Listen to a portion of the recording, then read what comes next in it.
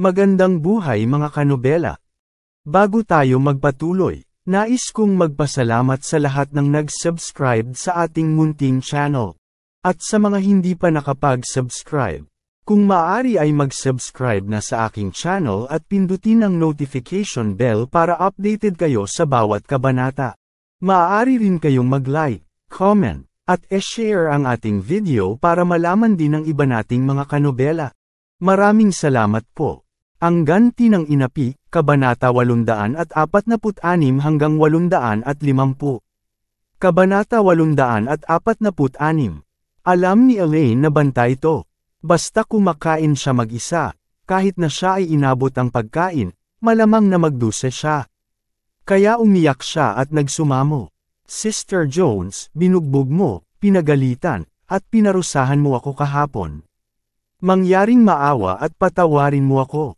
Tumaas ang kilay ni Gina Jones at nagtanong, I can spare you, but who can bring back my dead mother? Alam mo ba kung gaano kalungkot noong uminom siya ng pestisidyo? At tuluyang nahiga sa hospital bed na naghihingalo. Napaluha si Elaine at sinabing, Sister Jones, alam kong isa kang anak ngunit hindi ko sinaktan ang iyong ina. Galit na sinabi ni Gina Jones. Nagsasalita ka pa rin ng walang kwenta sa akin? Sinasabi ko sa iyo, ang aking ina noon ay pinatay ng kanyang unfilial daughter-in-law, kaya nasusuka ako kapag nakikita ko ang isang tulad mo. Dapat natutuwa ka na ito ay hindi isang sinaunang lipunan, kung hindi, tatanggalin kita para sa langit. Ang matandang ginang Wilson ay nagwagi ng matagumpay, Gina, tama ka. Ang ganitong uri ng babae ay dapat na inilulubog sa isang kulungan ng baboy noong unang panahon. Ito ay ang uri ng kulungan ng kawayan, ilagay siya sa loob nito, at pagkatapos mahulog, maglagay ng ilang malalaking bato at ihagis ang mga ito sa ilog para lunurin siya ng direkta. Sa sobrang takot ni Elaine ay hindi siya naglakas loob na magsabi ng kahit ano, ni hindi siya nangahas na kumain. Nakayuko lang siya at nakatayo sa harap ni Gina Jones. Parang bata na gumawa ng pagkakamali. Kumain si Gina Jones ng kanyang huling subo ng lugaw, at ginamit ang huling piraso ng steamed na tinapay upang iikot sa mangkok ng sinigang, sinawsaw ang lahat ng natitirang taba ng bigas sa mangkok ng sinigang, at kinain ito sa isang kagat. Pagkatapos, may sensinang sinabi niya, Nako, parang hindi ako nabusog. Sa oras na ito, itinuro ng isang babaeng bilanggo ang plastic basket at sinabing, Ate, may natitira pang bahagi dyan. Maaari mo ring kainin ang bahaging iyon. Sinadya ni Gina Jones na tumingin kay Elaine na nakangiti, at nagtanong ng nakangiti. Oh, Elaine, I have breakfast for you, okay ka lang ba? Walang komento, walang komento. Paano maglakas loob si Elaine na magsabi ng isang bagay? Makatango lang na parang bawang. Ngumiti si Gina Jones at sinabing, okay lang ako. Ako ay isang tao na madalas mag-ehersisyo, kaya marami akong gana. Kinailangan ng maraming pisikal na enerhiya para matalo ka kahapon, at kailangan ko talagang bumawi ngayon. With that, naglakad siya papunta sa plastic basket at kinuha ang lunchbox sa loob. Pagkatapos, sa pagbukas nito, hinawakan niya ang mga buns sa isang kamay at ang lunchbox sa kabila para sa lugaw. Dahil sinadya niyang pahirapan si Elaine, uminom siya ng lugaw at sumipsip ng malakas, na pinalambot ang matako na mga binti ni Elaine at kumikibot ang kanyang tiyan. Kinain ni Gina Jones ang lahat ng steamed buns at uminom ng halos isang katlo ng sinigang. Pagkatapos ay kusa siyang nakipagkamay at inihagis sa lupa ang lunchbox. At natapon agad ang lugaw. Bumuntong hininga si Gina Jones at inis na sinabi, Bakit natapon? Sayang lang. Gaya ng sinabi niya, kumaway siya kay Elaine at sinabing, Pumunta ka sa banyo at kumuha ng map at linisin ang bahagi na ito. Si Elaine ay hindi kailanman nagmahal ng pagkain sa buong buhay niya, at hindi pa niya nauubos ang isang mangkok ng kanin ng malinis, ngunit ngayon ay nakatingin sa pool ng sinigang na kanin sa lupa, nararamdaman niya ang pighati. Nang makita ang kanyang mga mata na nakatutok sa sinigang na kanin sa lupa, ngumiti si Gina Jones at sinabing, Elaine, kung gutom ka, lumuhod ka rin sa lupa at dilaan mo ang lugaw. Nang marinig ito ni Elaine, nakaramdam siya ng mali at gusto niyang mamatay. Nakaluhod sa lupa at nagdila ng lugaw. Gaano kadumi ang lupang ito? Hindi mabilang na tao ang natapak sa lugar. Itim na ang map sa sahig sa inidoro. Ngayon, didilaan niya ang lugaw na natapon sa sahig. Paano niya ito matitiis? Hindi niya ito madilaan kahit mamatay siya sa gutom. Sa pag-iisip nito, nagmamadali siyang nagsabi, "Mas mabuting idrag ko ito ng malinis." Ngumiti si Gina Jones. "Kahit anong gawin mo, pero didilaan mo ito sa madaling panahon. Kung ayaw mo maniwala, maghintay na lang tayo." Kabanata 847. Mahigit 8:00 ng kaunti, pinaandar ni Charlie ang kotse at lumabas kasama si Jacob. May mahigit 2 oras pa bago lumapag ang eroplano, ngunit hindi makapaghintay si Jacob. Pagkalabas ng Thompson Villa, dali-dali niyang tinanong si Charlie, "Magaling na manugang, alam mo ba kung saan makakabili ng mga bulaklak? Gusto kong bumili ng isang bungkus ng mga rosas para dadalhin ko." Sabi ni Charlie, "Dad," kasama niya ang kanyang anak. "Hindi nararapat na magdala ka ng mga rosas sa harap ng anak. Tama ba?" Nag-isip sandali si Jacob, tumango at sinabing, "Tama ka." Pagkatapos ay bigyan ko siya ng isang bungkus ng mga ordinaryong bulaklak. Sabi ni Charlie, "Alam kong may flower shop sa hindi kalayuan, bibili muna tayo ng bulaklak." Pagdating niya sa flower shop, gumastos si Charlie ng 500, at tinanong ang tender upang tumulong sa isang palumpon ng mga bulaklak, na sumasagisag sa pagkakaibigan, at pagkatapos siya ay bumalik kay Jacob sa sasakyan. Hawak ang bouquet ng bulaklak. Tuwang-tuwa si Jacob, at nakangiting sinabi, "Ito ay magaling na boss sa craftsmanship. Ang bulaklak na ito ay mukhang napakahanga-hanga. Naniniwala akong magugustuhan ito ni Mei Ching." Bahagyang ngumiti si Charlie, at sinabi sa kanyang puso na si Jacob ay isang tipikal na second spring glow. Kung si Mei Ching ay interesante sa kanya, baka magsama ang dalawa. Sa pag-iisip nito, nakaramdam ng kaunting simpatiya si Charlie sa matandang guro. "No way, for the sake of my wife, hindi ko dapat hayaang mawala si Elaine sa mundo." Sa makatuwid, kahit na ang old master ay maaaring masayang makilala ang matandang kasintahan ngayon, ngunit pagkatapos ng ilang araw na pinalaya si Elaine, magsisimula na ang kanyang mahirap na buhay. Kung alam ni Elaine na nakabalik na si Mei Ching, hindi pa rin niya alam kung paano manggugulo. Malamang na mas malungkot ang buhay ni Jacob kaysa dati. Ngunit natural, hindi sinabi ni Charlie sa kanyang matanda. Pagkatapos ng lahat, siya ay nasa pinakakapanapanabik na panahon ngayon, kaya hayaan mo siyang tamasahin ang pakiramdam ng kalayaan, at ang hininga ng kanyang unang kasintahan bago dumating si Elaine. Sa pagkakataong ito, muling nagtanong si Jacob, "Charlie, nakapag-book ka na ba ng lugar sa Shangri-La?" "Nakabook ka na?" Tumango si Charlie at sinabing, "Don't worry about it, I will satisfy you and tita ngayon." "Mabuti yan, mabuti." Nakahinga ng maluwag si Jacob. Hinawakan niya ang bulaklak at tumingin ulit dito. Lumapit siya sa nag-iisang rosas sa bouquet at inamoy ito, at bumuntong hininga. Pabango, napaka-refresh nito. Pagkatapos niyang magsalita, hindi niya napigilan ang paghuni ng isang lumang kanta. Napailing si Charlie at palihim na bumuntong hininga. Hindi niya inaasahan na pagkatapos ng ilang oras ng kalayaan, siya ay lubos na nalulumbay. Pagkatapos magmaneho papuntang airport, dumating ang dalawa sa arrival hall. Nakatitig si Jacob sa screen ng pagdating sa paliparan. Matapos maghanap ng mahabang panahon, sa wakas ay natagpuan niya ang flight number ni Mei Ching. Ang inaasahang oras ng landing ng flight ay 10, 20 at may 1 oras pa. Dapat may entry process, so it is estimated na magiging 11 o'clock kapag lumabas siya. Tuwang-tuwa si Jacob at hindi nakaramdam ng pagod. Nakatayo siya ng mahigit 1 oras.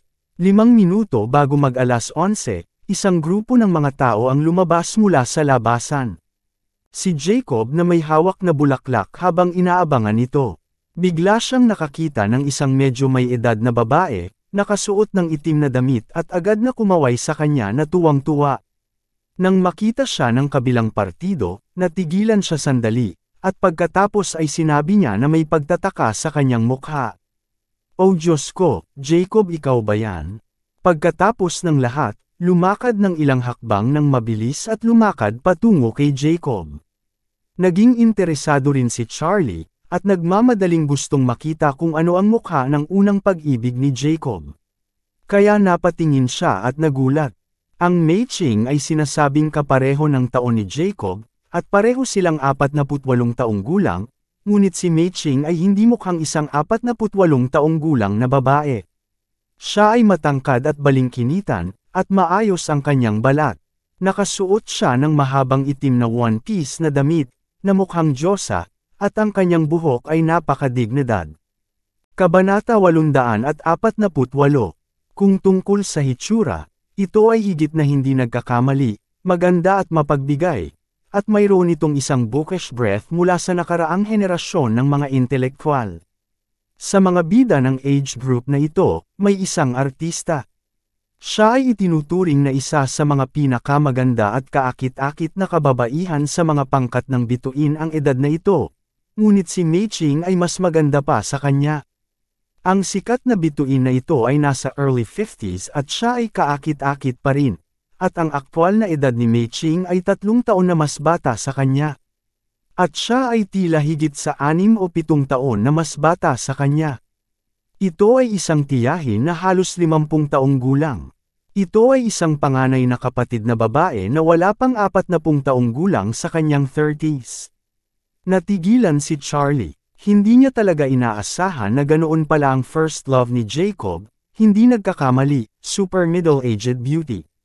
Maaari itong isipin na siya ay dapat na napakaganda nung bata pa siya. Medyo naiingit si Charlie kay Jacob, itong masungit na old master, paano siya? Madadapa talaga at ma-in love sa sobrang ganda. At the same time, mas nakiramay din si Charlie kay Jacob. Dahil kay Elaine, nawalan siya ng ganitong kahanga-hangang kagandahan, namumulot lang ito ng butyl ng lingga at nawalan ng 10 ektaryang lupa ng pakwan. Sa sandaling ito, tumingin si Jacob kay Mei Ching, na maganda pa rin sa kanyang harapan, at nakiramdam ng mas nakikiramay pa sa sarili niya kaysa kay Charlie. Bakit walang bakas ng masyadong maraming oras sa mukha ni Mei Ching, pagkatapos ng mahigit 20 taon? Bakit napakaganda pa rin niya na hindi siya makahinga, pagkatapos ng mahigit 20 taon? Bakit nga ba mahigit 20 taon na ang lumipas, ang babaw niyang ngiti at malabong dimples ay napakataas pa rin, kaya hindi niya maigalaw ang mga paa nito sa pagtingin lang sa kanya? Sa oras na ito, mabilis na naglakad si Mei Ching papunta kay Jacob. Habang nakatayo, malumanay na ngumiti si Mei Ching. "Jacob, hindi ko talaga inaasahan, mahigit 20 na tayong hindi nagkita." Medyo kinabahan si Jacob. Siya ay medyo walang magawa at sinabi, "Oo, Mei Ching, hindi ko inaasahan ito." Nang makita ni Charlie na hawak pa rin ni Jacob ang mga bulaklak habang nagsasalita, nakalimutan niyang ibigay ang mga ito sa kanya, at nagmamadaling pinaalalahanan siya sa likod niya. "Dad, ibigay mo na ang mga bulaklak, ibigay mo na sa kanya." Bumalik sa katinoan si Jacob, at nagmamadaling inabot ang bulaklak kay Mei Ching at sinabing kinakabahan, "Mei Ching, itong bulaklak ay para sa iyo. Maligayang pagdating sa Ores Hill."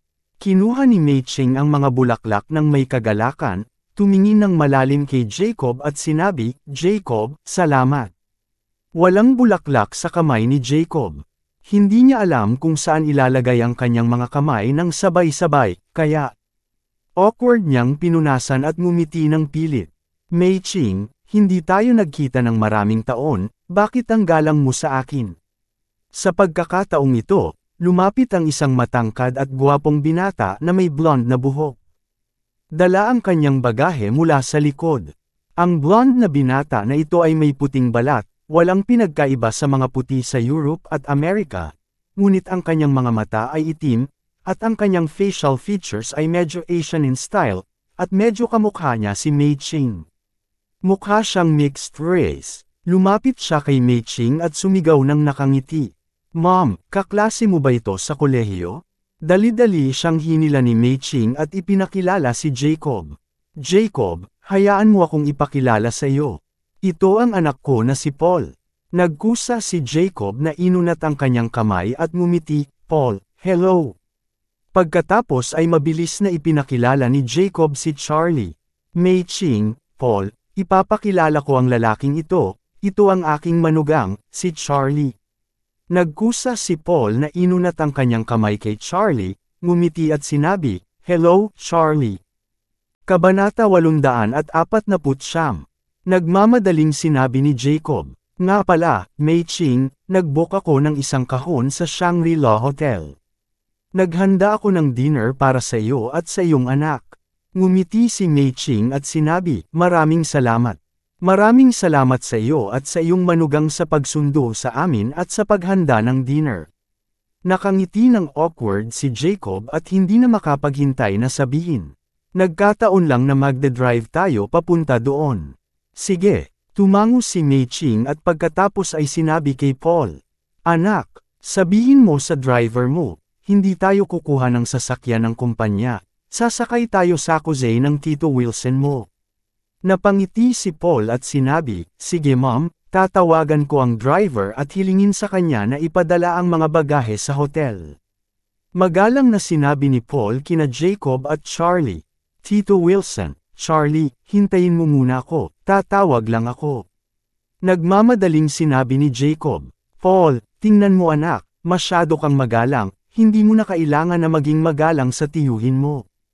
Ngumiti si Paul at sinabi, ako dapat. Pagkatapos magsalita ay kinuha niya ang kanyang cellphone at tumabi para tumawag.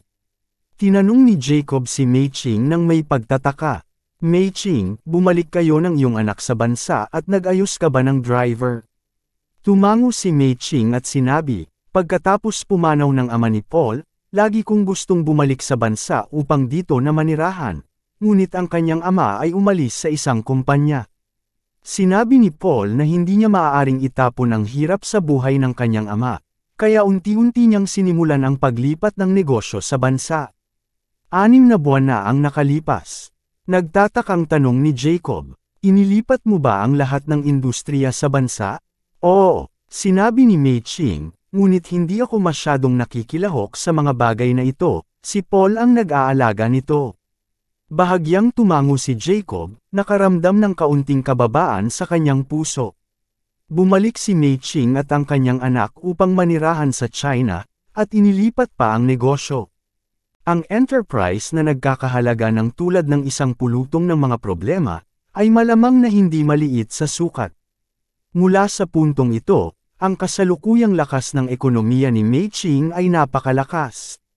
In contrast, medyo nahihiya ako. Pagkatapos ng lahat, ang pamilya Wilson ay nasa ilalim na ngayon, at ako ay walang source of income. Maaari pa itong ilarawan bilang walang pera. Ang nag-iisang maaaring gawin ay ang Thompson First Class Villa. Ngunit ang villa na ito ay pagmamay-ari pa rin ni Charlie. Sa pag-iisip nito, medyo nainip si Jacob. Dahil sa sitwasyon niya ngayon, mababawasan kaya siya ni Mei Ching. Ito ay kalahating buhay at karamihan sa mga nasa katanghaliang gulang, ay may kahit isang partikular na karera, industriya at negosyo ng pamilya, ngunit wala pa rin siyang magawa ngayon, na sobrang nakakahiya. Nakita rin ni Charlie na medyo nalungkot ang ekspresyon ni Jacob, alam niyang dapat niyang isipin na si Mei Ching ay napakabuti, at hindi siya karapat-dapat sa iba, ngunit hindi rin niya ito sinira. Sa oras na ito, natapos ni Paul ang tawag at nakangiting sinabi, Mom, Tio Wilson, at Charlie, sinabi ko na sa driver, let's go. Sige, nakangiting sabi ni Charlie, kung gayon, umalis na tayo. Sabay-sabay na lumabas ng airport ang 4 na tao. Isang bagong Rolls-Royce Phantom ang huminto sa harap nila. Isang dayuhan ang bumaba sa kotse at magalang na sinabi kay Paul. Hello, General Manager. Bahagyang tumango si Paul. Sinabi ng dayuhang driver kay Mei Ching, hello, Chairman. Tumango si Mei Ching. Ngumiti at sinabi, Mike, tulungan mo akong ihatid ang aking bagahe sa Shangri-La. at direktang hilingin sa front desk na ipadala ang bagahe sa aming mga silid. Kabanata 850. Mabilis na tumango ang dayuhang driver at sinabi, "Sige chairman, pupunta na ako." Pagkatapos, binuksan niya ang trunk ng Rolls-Royce Phantom, kinuha ang lahat ng malita at pinalamanan ang mga ito sa ball. Matapos gawin ito, muli niyang tinanong si Mei Ching, "Chairman, hindi ba kayo sasakay sa kotse?" Tumango si Mei Ching at sinabi, "Sasakay kami sa kotse ng dati kong kaklase, pwede ka nang umalis." Tiningnan ni Jacob ang bagong-bago at marangyang Rolls-Royce, lalo na siyang hindi mapakali. Nakikita niya ang halaga ng sasakyang ito. Ang hubad na kotse ay nagkakahalaga ng 8 o 9 na milyon, at ang kotse na ito ay nilagyan ng purong gintong maliit logo ng Golden Man, at nagkakahalaga ito ng higit sa 200,000. Kaya naman, mas lalo pang nakababa si Jacob. Hindi niya maiwasang sabihin kay Mei Ching, "Oh, Mei Ching, dapat sumakay kayo sa Rolls-Royce. Ang aking sasakyan ay hindi mamahalin. Natatakot ako na hindi ka sanay sumakay sa hindi mamahaling sasakyan." Seryosong sinabi ni Mei Ching, "Jacob, matagal na tayong magkakilala, sa tingin mo ba ako ang uri ng tao na mahilig sa vanity?" Biglang nahiya si Jacob. Siya ay nag-alinlangan at sinabi, "Ang aking kotse ay isang ordinaryong serye ng BMW 5. Natatakot akong magkamali ako." Medyo nagalit si Mei Ching at sinabi, "Jacob, bakit mo pinapahalagahan ang mga bagay na ito? Ang mga serye ng Rolls-Royce at BMW 5 ay pareho, kahit na ito pa rin ang uri ng 28 taong gulang na bisikleta na sikat sa mga lalaking estudyante. Lahat sila ay isang paraan ng transportasyon. Huwag pag-usapan ng BMW 5 Series. Kahit na nakasakay ka sa isang bisikleta, handa akong sumakay." Habang sinabi niya, nakangiting sinabi ni Mei Ching, "Pero sa palagay ko medyo mahirap para sa iyo na sumakay ng bisikleta sa edad mo ngayon." Nang sabihin ito ni Mei Ching, mas naging komportable si Jacob. Talagang natatakot siya na si Mei Ching ay nasanay sa pagiging isang Rolls-Royce, at makaramdam ng hindi komportable kapag nakaupo sa kanyang BMW 5 Series. Kung hindi siya komportable, siya ay magkakaroon ng problema. Gayunpaman, biglang sinabi ni Paul kay Mei Ching sa mahinang boses sa oras na ito, "Ma'am, baka gusto mong sumakay sa kotse na ito. Ang ginhawa ng BMW 5 Series ay napakahirap, natatakot ako na hindi ito umangkop." Ikinaway ni Mei Ching ang kanyang kamay at bumulong. "Kapag nakita mo ang mga dati kong kaklase sa hinaharap, huwag kang magmaneho ng pampublikong sasakyang ito. Tanungin kung ang iyong kumpanya ay may karaniwan na komersyal na kotse. Tulad ng Buick GL8 2 o 3, 100,000 sasakyan, bumalik ako pagkatapos ng mahigit 20 taon, ayokong maramdaman ng lahat na masyado akong malayo." Nag-aatubili na sinabi ni Paul. Ang kumpanya ay talagang walang ganoong murang kotse. Ang pinakakaraniwang sasakyang pangkomersyal ay Toyota Alphard na may higit sa 1,000,000. Sinabi ni Mei Ching, "Kung gayon, bumili ka lang ng kotse na nagkakahalaga ng 2 o 300,000. Walang pagpipilian si Paul kundi ang tumango at sinabi, "Bueno, dahil nag-utos ka na, kaya kung ayusin ito." Pagkatapos magsalita, lumapit siya sa driver at sinabi sa kanya, "Umalis ka na at bumili ng Buick GL8. Natigilan sandali ang driver at sinabi, "General Manager, ang kumpanya natin ay walang ganoong mababang kotse." Sabi ni Paul, "Okay lang, bumili ka lang ng isa at bumalik ka." "Sige sir." Dahil ang physical fitness ni Charlie ay higit na lampas sa ordinaryong tao, hindi siya nakakatulong ngunit labis na hinahangaan si Mei Ching, nang marinig niya ang mga bulungan sa kanila.